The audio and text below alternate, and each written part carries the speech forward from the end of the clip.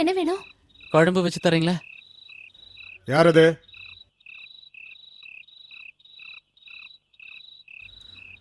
என்ன? இத குழம்பு வச்சு தரீங்களா? கோழிக்கறியோட சாராயம் குடிச்சு ரொம்ப நாள் ஆயிடுச்சு.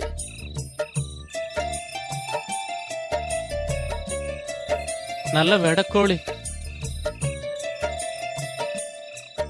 இந்த நல்லா மிளகா அரைச்சி காரம் கொஞ்சம் தூக்கலா வை. ஊர்க்காரங்களுக்காக எவ்வளவு கஷ்டப்படுறாரு பாவம்.